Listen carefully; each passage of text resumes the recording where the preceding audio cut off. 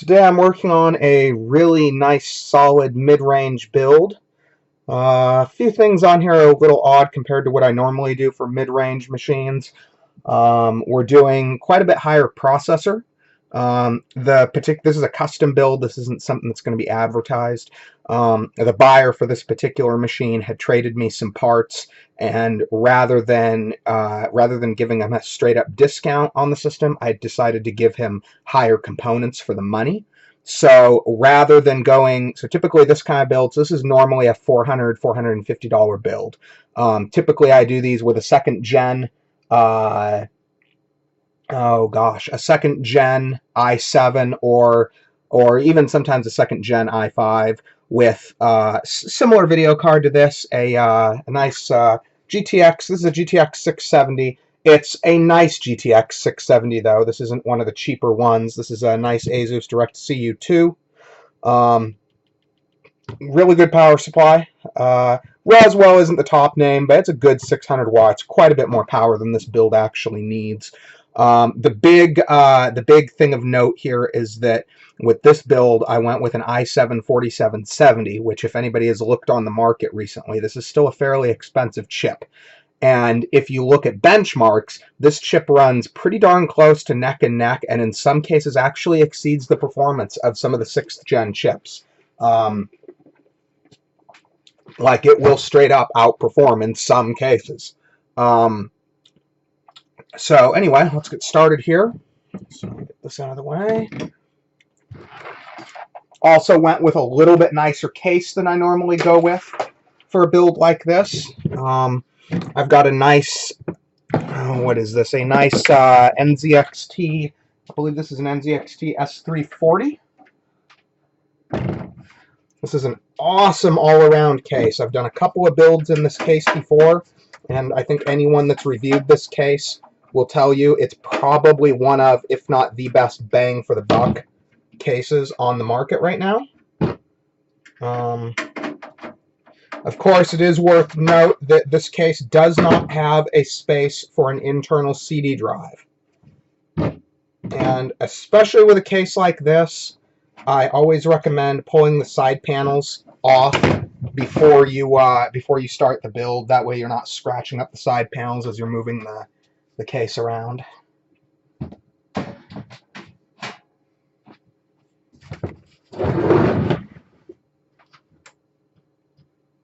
This is actually going to be the perfect case for this motherboard because it's a small board, which I've always found, I mean, you can put any board in any case if it physically fits, but I've always found that putting small boards in big cases just looks bad.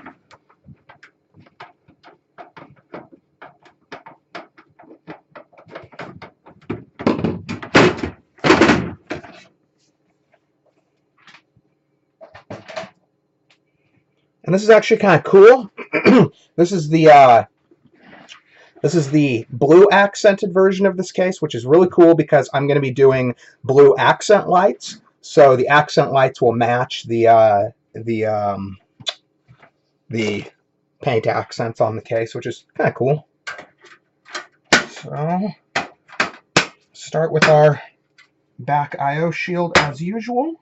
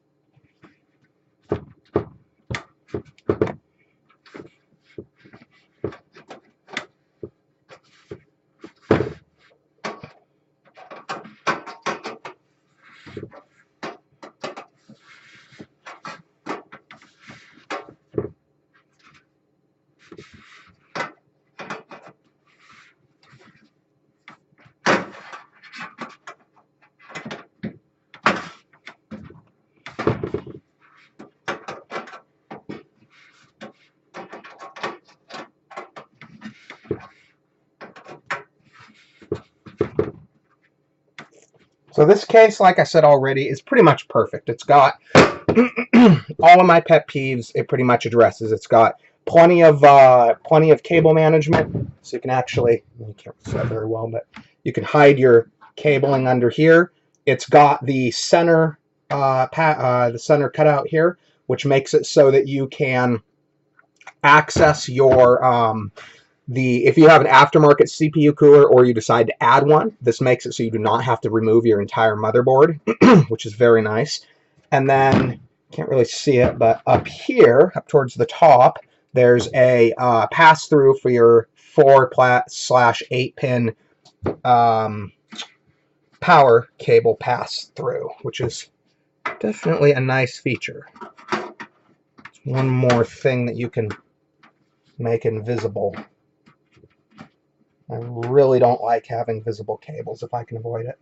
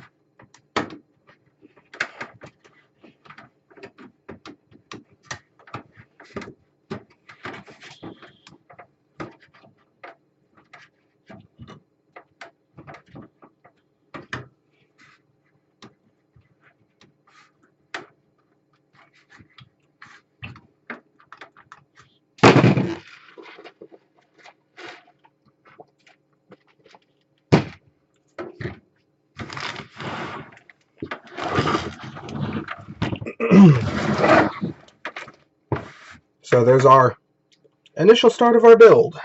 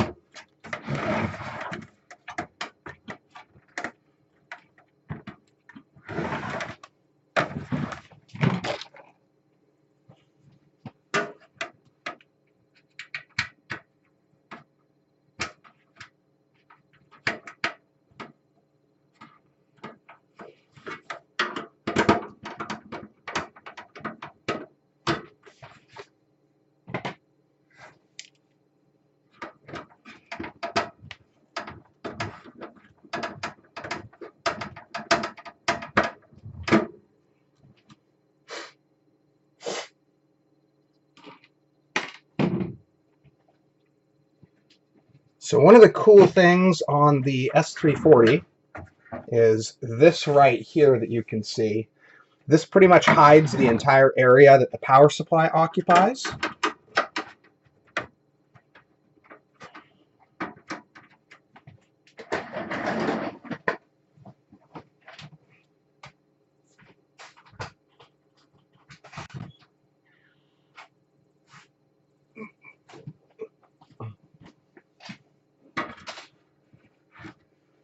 I don't know to what degree, but I'm guessing there's also a heat zone aspect to it. It probably keeps heat from the power supply out of the main area of the case and heat from the computer away from the power supply.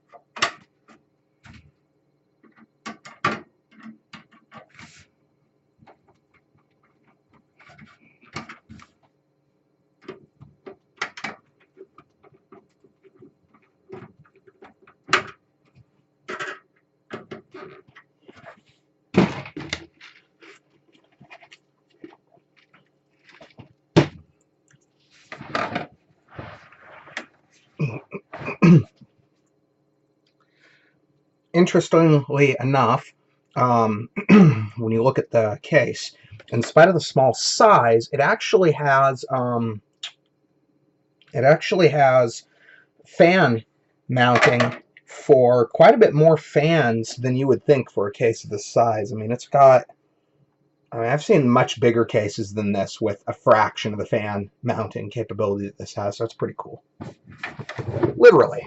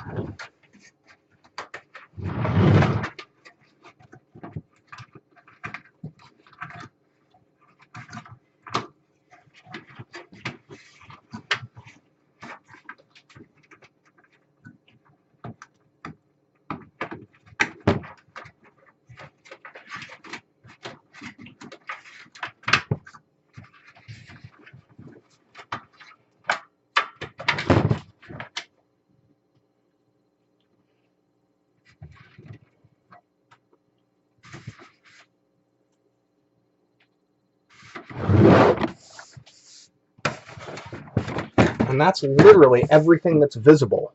Everything else with this particular build is hidden. Let's see.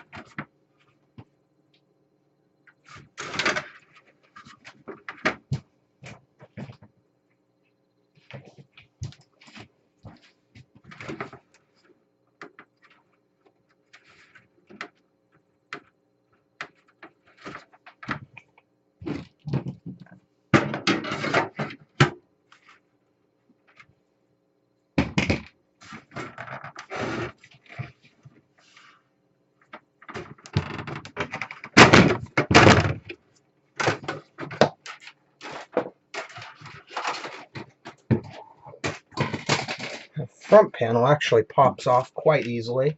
It's firm, but if you pull on it, it does come right off.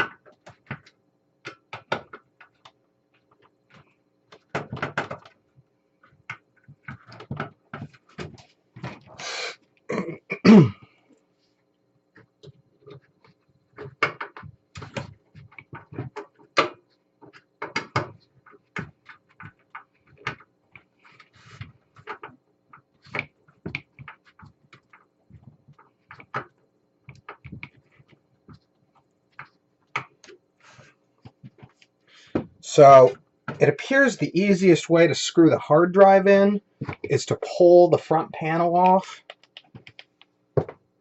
So you can see right here, obviously this is going to be something specific to the S340 case. And you can see right here, when you pull the front panel off, you can see this side. The other side's accessible, but you need one of those like super short-handled screwdrivers to do it right. So screwing it in right here is probably the easiest way to do it.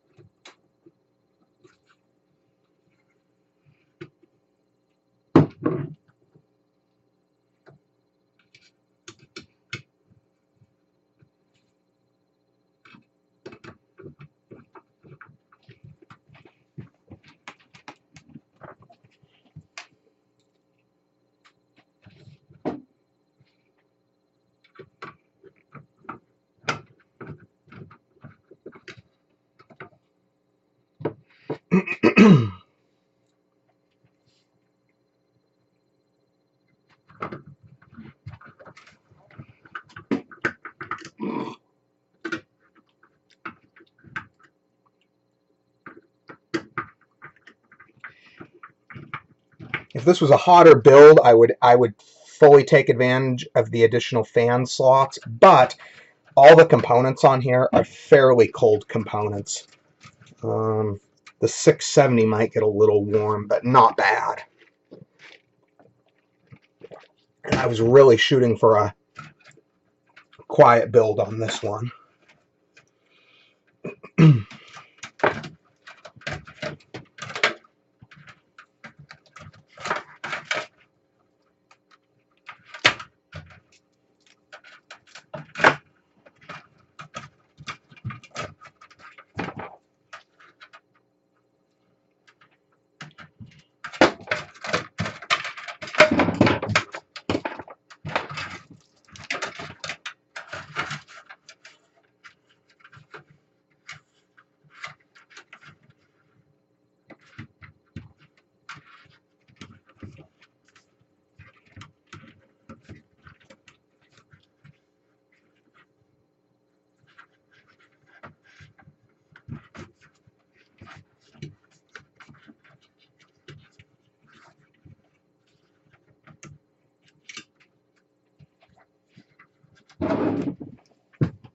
So then with the front panel, it literally just snaps back on. Let me see if I can do that on camera here so you can see. So go down a little there. Okay. So the way that this is, dang it. See if the camera will stay. Okay, so the way that this works, It's got all these holes here.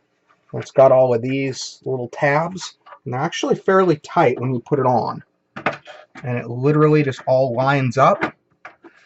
You press firmly, and you can hear it pop back into place.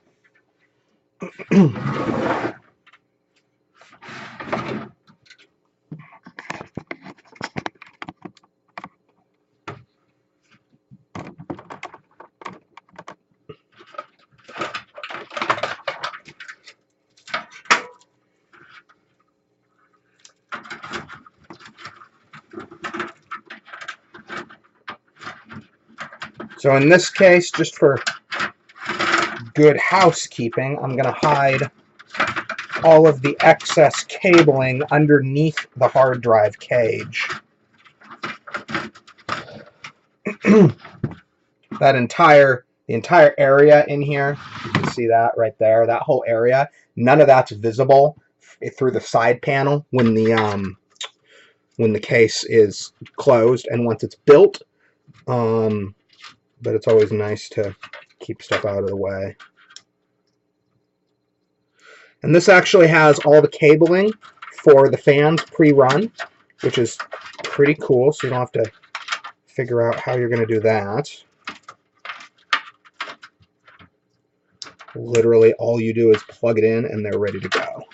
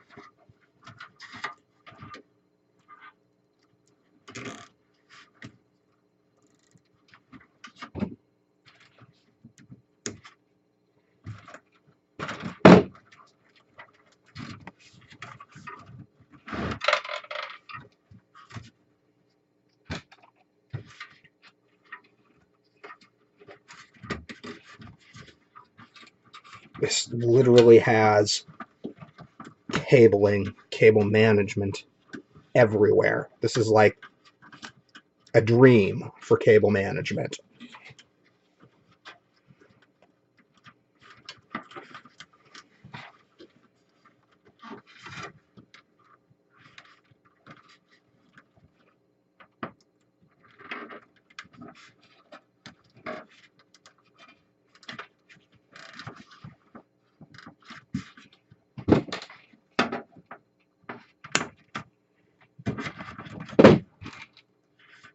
It's even got it set up so that you can use zip ties to hold the cabling that you've run in the center of the cable hider. So you literally, it's perfect. Could not ask for a better cable management design.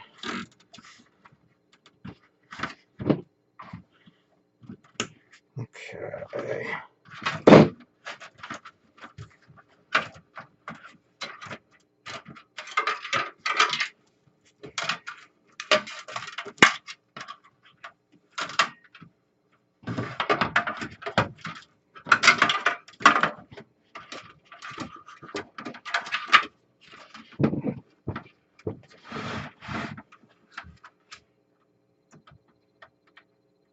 So in this case, the two connected 4 pins are connected by zip ties running the length. I'm going to clip one of them so that I can pull this down here and hide it nice out of the way.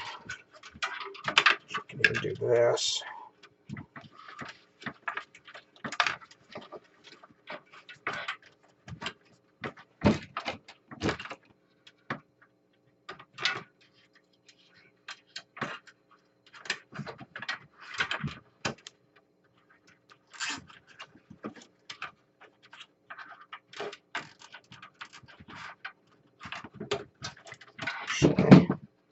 I didn't realize that I can actually do this.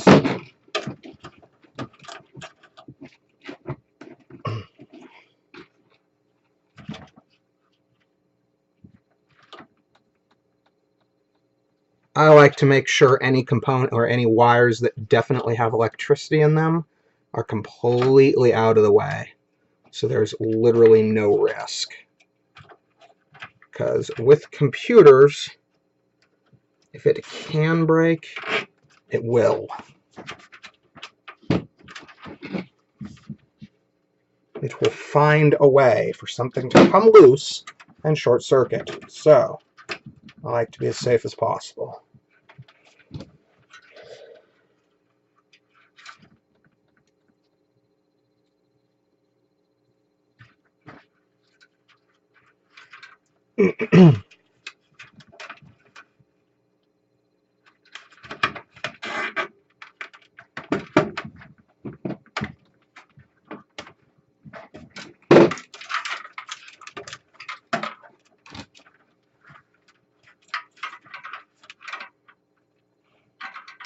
What I'm doing at this point is totally unnecessary. It's more of a perfectionist thing.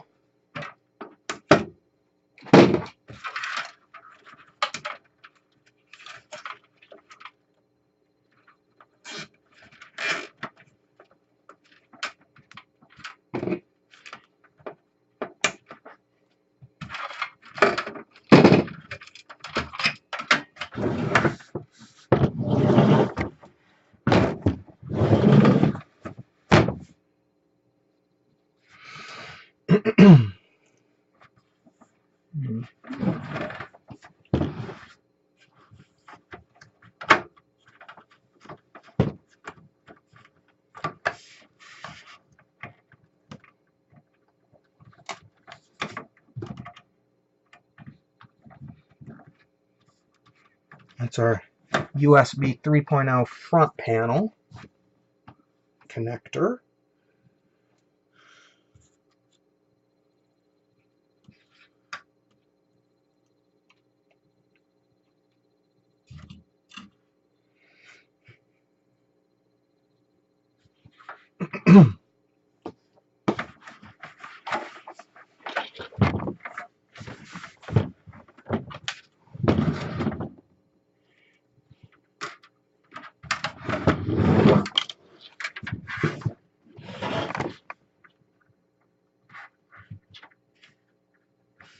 And look at that. As is often the case, our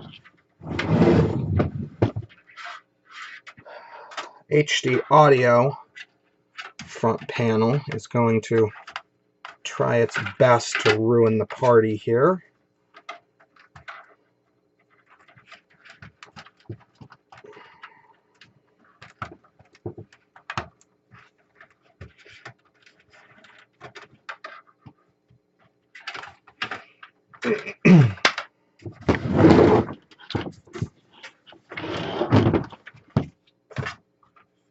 It's not horrible. I really wish case manufacturers would start putting a front panel header sized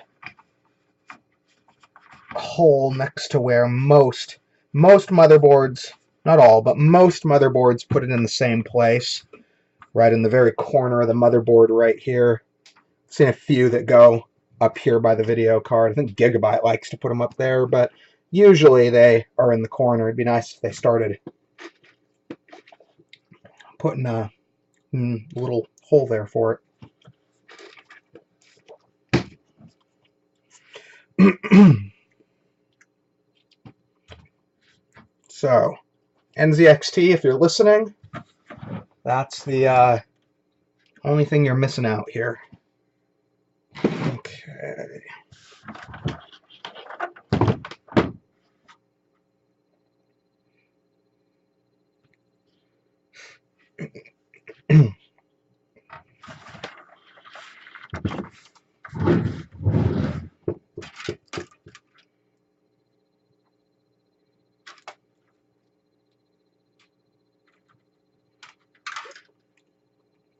So on this one, I'm going to make life easy and only run the power switch, which will also help me out with cable management, because in this case, with doing custom LEDs, honestly, the LEDs have the same effect as a power light. So there's not really any reason to try to hide the additional cables when I'm already going to have a light up LED inside of the thing.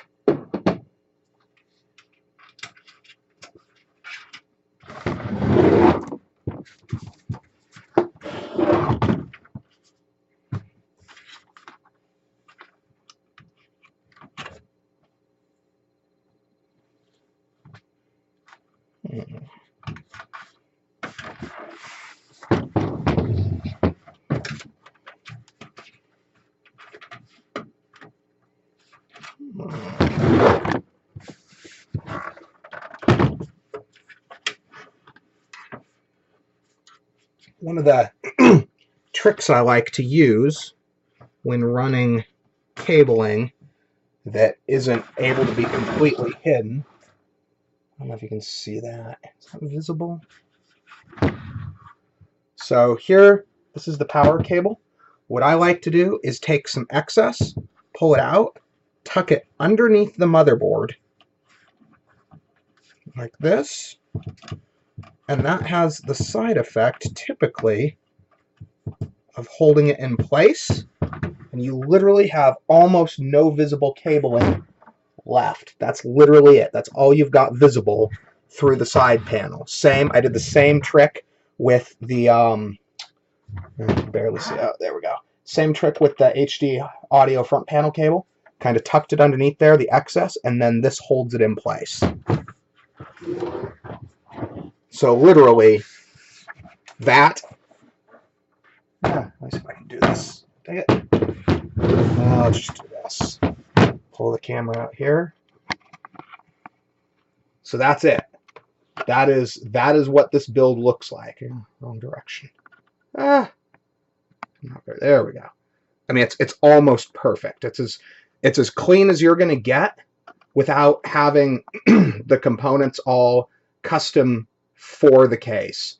You could make the wiring a little better if the case and the PC components were designed for each other, but this is about as good as it gets for a custom build. Okay. Here's one more trick I like to do just for maximum clean look on the build. Zip tie the two 6-pins from the PCIe together. If you need to remove it, it's easy to remove, but it does give the appearance of one clean cable rather than two.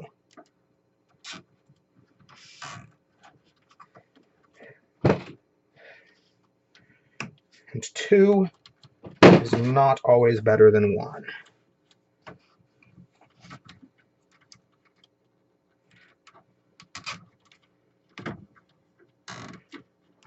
Okay. So there we go. That should be the last one. Always want to be careful once you put these zip ties in. Really easy to get minor nicks and cuts and abrasions. The ends are somewhat sharp. Okay. So, finish hiding this.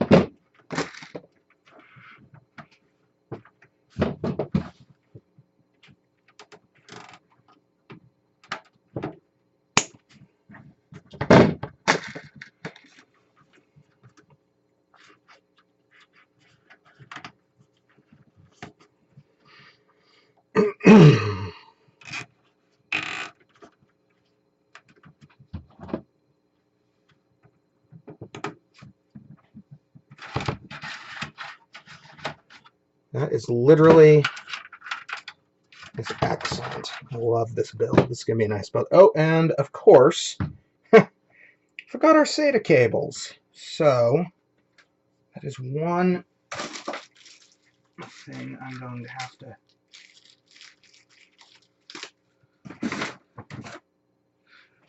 fix. That might make it a little less than perfect, but it won't affect it a lot.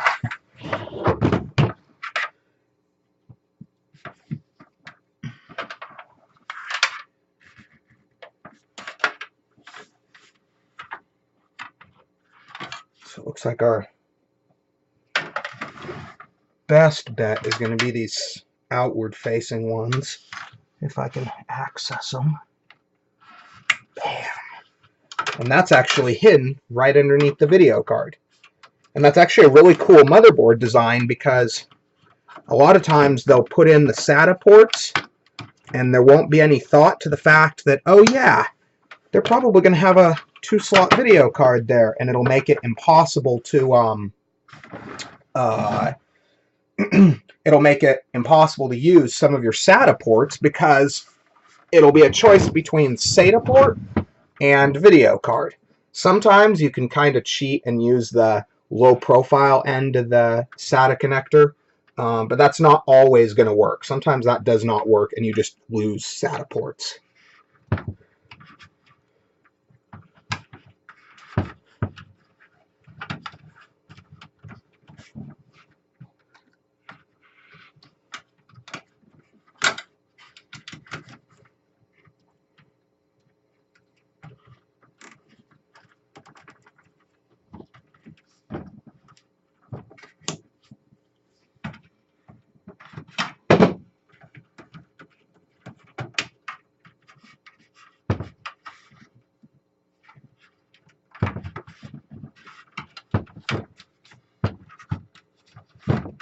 I always like to run stuff under already present cabling if I can.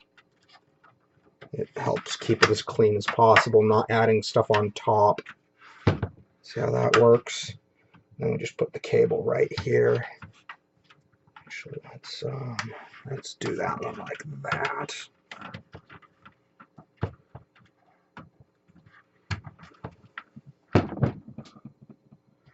See that? You can't even tell that I ran a cable right there.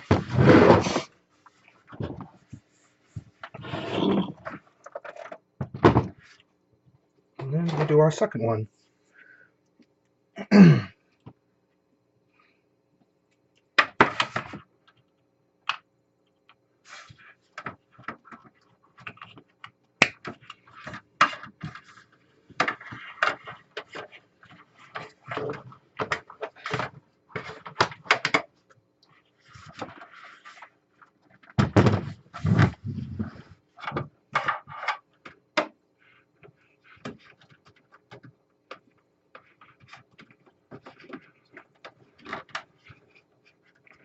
This is like not the real world. This is never this easy or perfect.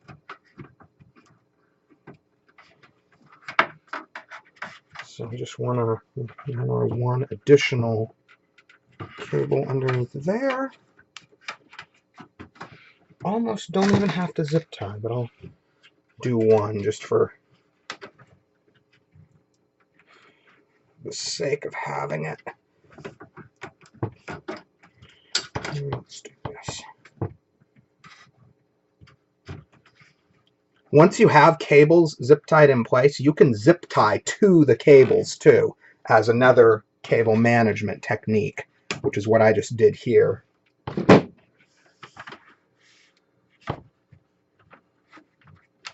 So we're going to push that in between.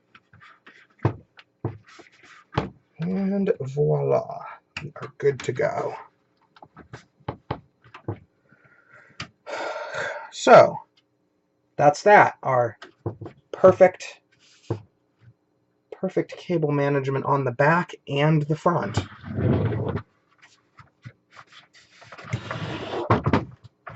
And actually, let's do this.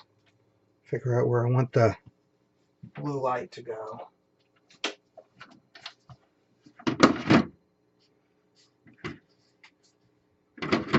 Kind of thinking right on the top here.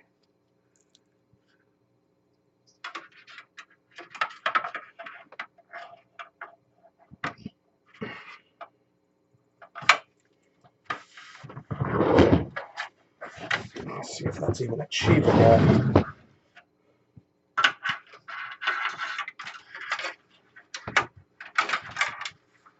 Looks like it's solid.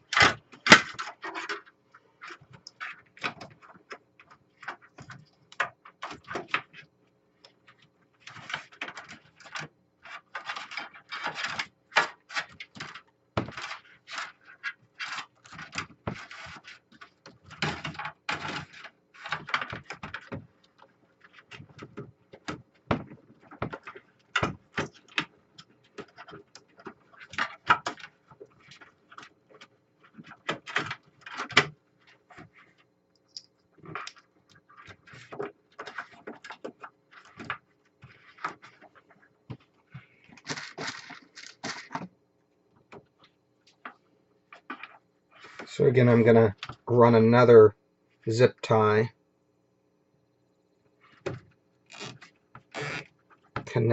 zip tying one cable to another. Sometimes that's your best bet for cable management on some of these.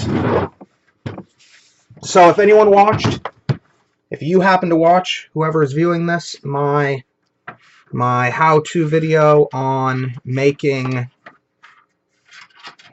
LED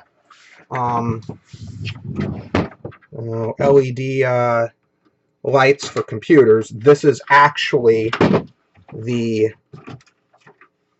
component I manufactured in that video.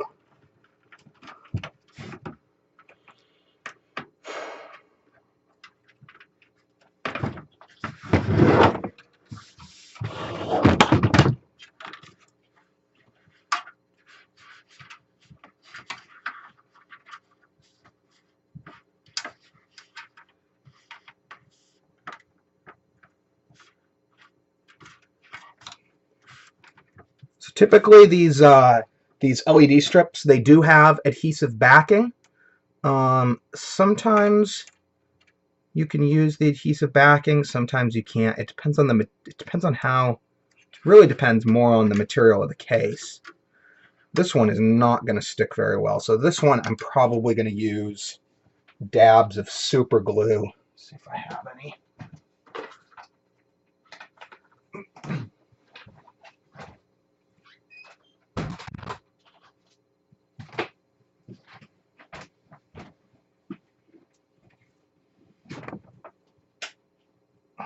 So I'm actually going to use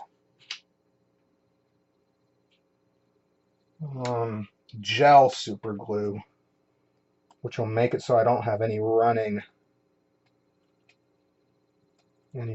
glue.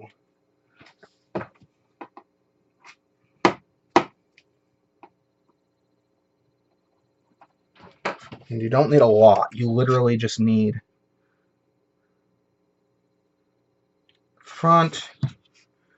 And we'll go with 4 on this one just to be safe.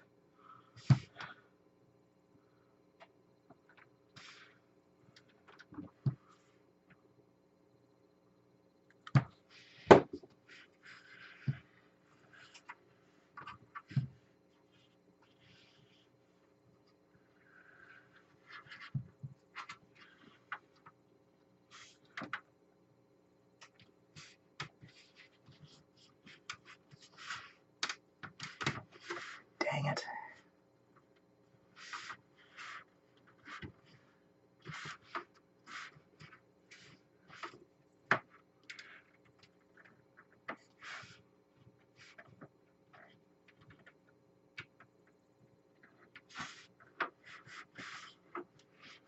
So let's start that up and make sure everything's working.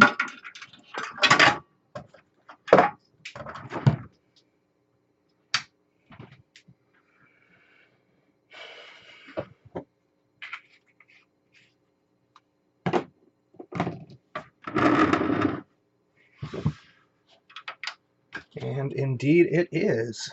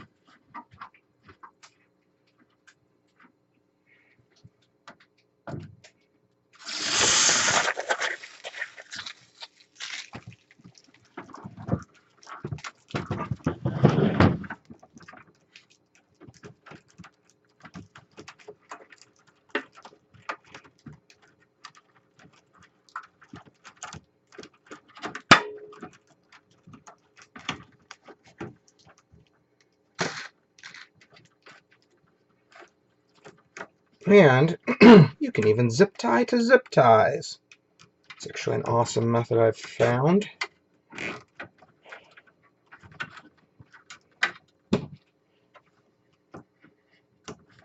Okay.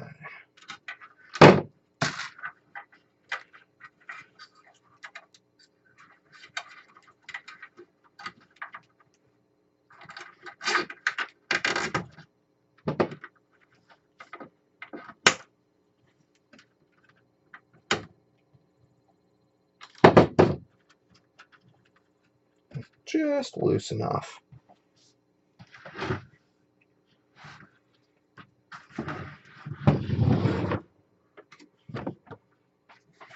So, once this is done, let's see if I can do a nice video here showing what we've built.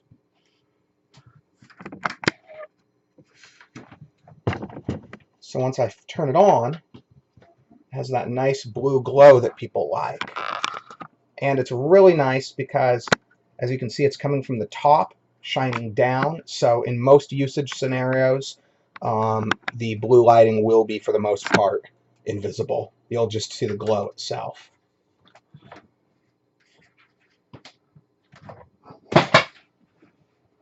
So, put our back panel back on, and we have a completed build. Assuming it doesn't become a nightmare to put the back panel back on, which sometimes it does. Sometimes you get all your cabling perfect and you realize something is in the way of your back panel, and you'll spend forever trying to figure out what the heck you blocked the back panel with. But in this case, it looks like it's working exactly as I wanted. Let's see if I can get that off. Yeah, it's fine.